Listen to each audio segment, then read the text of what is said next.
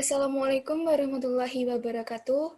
Kami dari kelompok 5 akan mempresentasikan tugas dari ilmu kealaman dasar.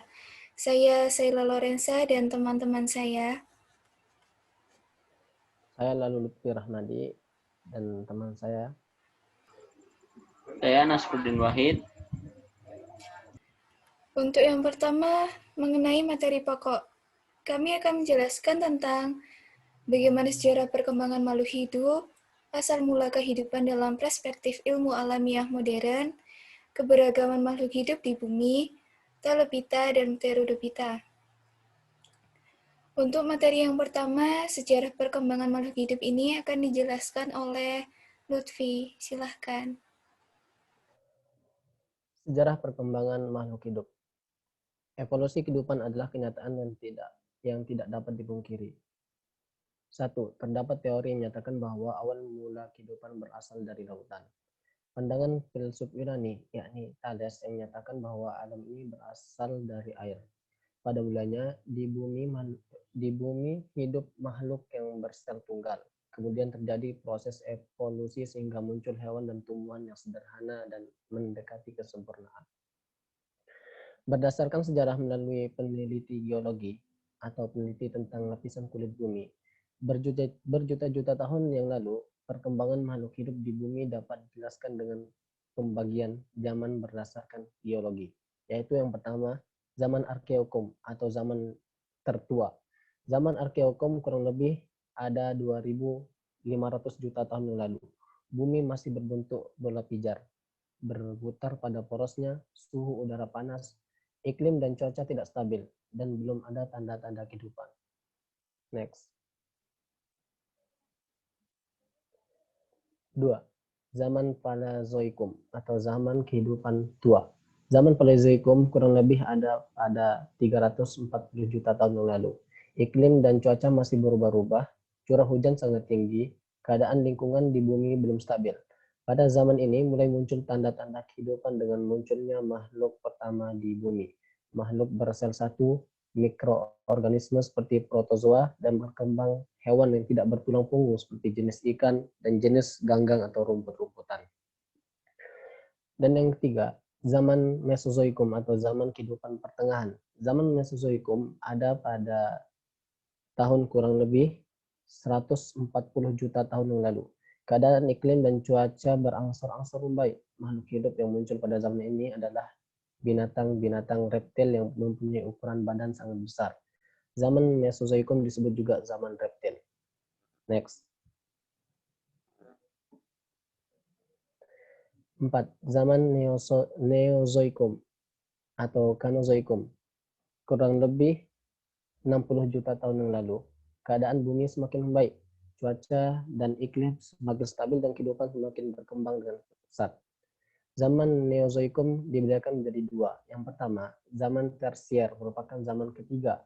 Pada zaman ini, binatang purba yang raksasa mulai berkurang jumlahnya, sedikit demi sedikit. Lama-kelamaan punah karena tidak dapat lagi beradaptasi dengan lingkungan yang ganas dan digantikan dengan munculnya binatang-binatang yang manis. Antara lain binatang menyusui, kera, monyet, orangutan, dan Gigantropus, manusia kera raksasa. Gigantropus ditemukan di Bukit Siwalik di kaki pegunungan Himalaya dan dekat Simia, India Utara. Dan yang kedua, zaman kuarter merupakan zaman keempat. Pada zaman ini muncullah tanda-tanda kehidupan manusia purba. Zaman ini dibedakan menjadi dua, yaitu kala Paleostosen. Zaman ini dinamakan juga zaman es atau zaman glasial. Keadaan permukaan bumi semakin baik. Daerah yang jauh dari kutub terjadi hujan lebat dan terus-menerus sepanjang tahun. Es dari kutub utara mencari hingga menutupi ke sebagian Eropa Utara, Asia Utara, dan Amerika. Yang kedua, kala Holosen. Sebagian es di kutub utara sudah mencair mengakibatkan permukaan air laut naik. Muncul pulau-pulau di Nusantara dan dataran rendah di paparan Sunda dan paparan Sahul tergenang air dan menjadi laut transgresi. Pada zaman ini mulai hidup jenis manusia Homo sapiens, yaitu jenis manusia seperti sekarang.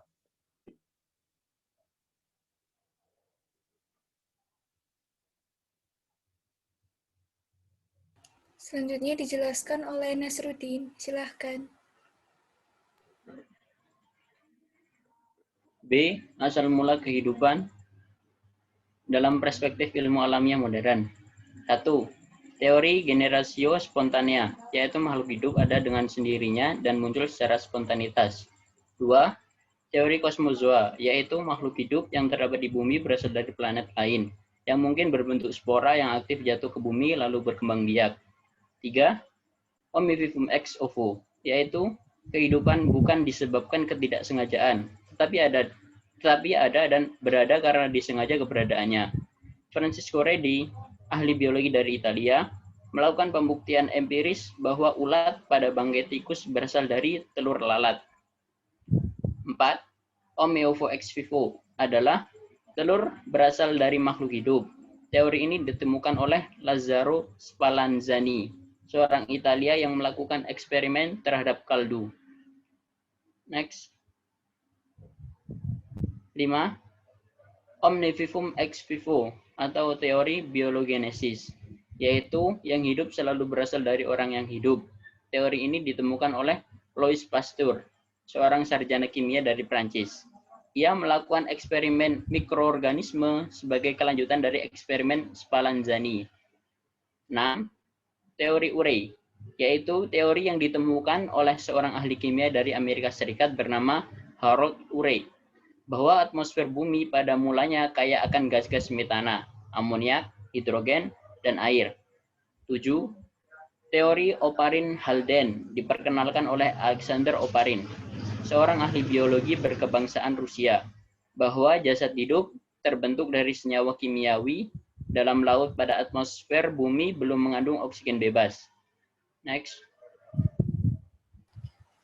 Selanjutnya, C. Keberagaman makhluk hidup di bumi. Para ahli biologi mengelompokkan dan mengategorikan spesies dari organisme yang punah maupun yang hidup. Klasifikasi modern berakar pada sistem Carolus Linnaeus yang mengelompokkan spesies menurut sifat fisik yang dimiliki bersama. Klasifikasi makhluk hidup ini didasarkan pada persamaan dan perbedaan ciri yang dimiliki makhluk hidup. Makhluk hidup yang memiliki ciri yang sama dikelompokkan dalam satu golongan. Pengklasifikasian makhluk hidup dilakukan berdasarkan yang pertama ukuran tubuhnya, kedua lingkungan tempat hidup, ketiga manfaat, 4 jenis makanan.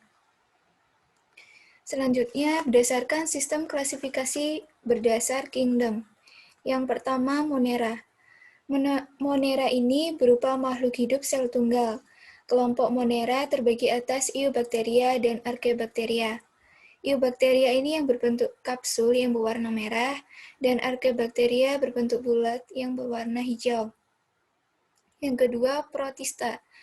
Protista adalah organisme uniseluler, ada pula yang multiseluler, memiliki sifat antara hewan dan tumbuhan. Contohnya Euglena. Hewan itu hidup di air tawar, bisa bergerak bebas seperti hewan, memiliki klorofil untuk fotosintesis seperti tumbuhan. Ketiga, fungi. Memiliki sel eukariotik, tidak dapat membuat makanannya sendiri. Keempat, plantae. Memiliki kloroplas sehingga dapat membuat makanannya sendiri. Plantae atau tumbuhan ini dapat dibagi berdasarkan tempat tinggalnya, letak bakal bijinya, memiliki tubuh bentuk talus atau lembaran, memiliki pembuluh dan tidak memiliki pembuluh. Kelima, animalia. Tubuhnya tersusun atas banyak sel yang telah berdiferensiasi membentuk jaringan, bersifat heterotrof. Animalia ini pembagian hewan dilakukan dari makanan dan tulang belakang. Contohnya seperti singa. Singa ini termasuk dalam pembagian makanan karnivora, yaitu golongan pemakan daging. Diethalopita dan Pterodopita. Kingdom Plantae dapat dibagi menjadi beberapa divisi antara lain. Yang pertama Thalopita, kedua Biropita, ketiga Pterodopita, 4 Spermatopita. Yang pertama Thalopita merupakan kelompok tumbuhan yang belum memiliki daun, akar, dan batang yang jelas, atau tumbuhan yang memiliki talus, di antaranya golongan jamur atau yang disebut dengan fungi. Jamur merupakan kelompok organisme eukariotik yang membentuk dunia jamur. Jamur pada umumnya multiseluler. Reproduksi jamur dapat terjadi secara seksual, generatif, dan aseksual vegetatif. Tubuh jamur tersusun dari komponen dasar yang disebut hifa. Yang kedua, Bryophyta merupakan golongan tumbuhan yang tidak memiliki jaringan pembuluh atau jaringan pengangkut. Memiliki generasi gametofit, yaitu tumbuhan penghasil gamet, dan sporofit, yaitu tumbuhan penghasil spora. Hidup menempel pada batu, tanah, dan tempat lembab. Berkembang biak dengan spora. Ketiga, Bryophyta merupakan golongan tumbuhan yang tidak memiliki jaringan pembuluh atau jaringan pengangkut. Memiliki generasi gametofit, yaitu tumbuhan penghasil gamet, dan sporofit, yaitu tumbuhan penghasil spora. Hidup menempel pada batu, tanah, dan tempat lembab. Berkembang biak dengan spora.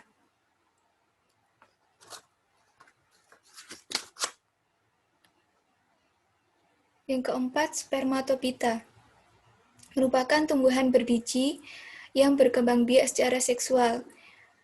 Dibagi menjadi dua, yaitu Gymnospermae, merupakan tumbuhan berbelah biji terbuka. Ciri utamanya berupa bakal biji yang tumbuh pada permukaan megasporofil. Tumbuhan ini memiliki habitus semak, perdu, atau pohon. Yang kedua, Angiospermae, mempunyai organ reproduksi yang disebut bunga, akar serabut, daun lebar, tunggal, termasuk tulang daunnya, serta memiliki biji dari hasil perkembangbiakan seksual yang terdapat di dalam buah. Terbagi atas dua kelas, yaitu kelas monokotil dan kelas dikotil. Kelas monokotil merupakan tanaman berbiji satu, tulang daunnya panjang dan sejajar.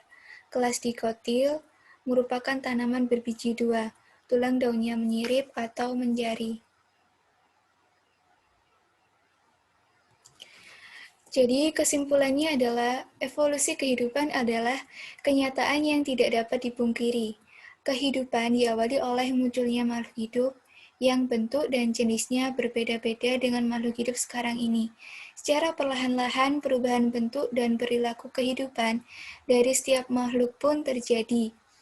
Apabila binatang raksasa dinosaurus telah hidup dalam jutaan tahun yang lalu, mungkin sekarang tidak ditemukan lagi di atas bumi.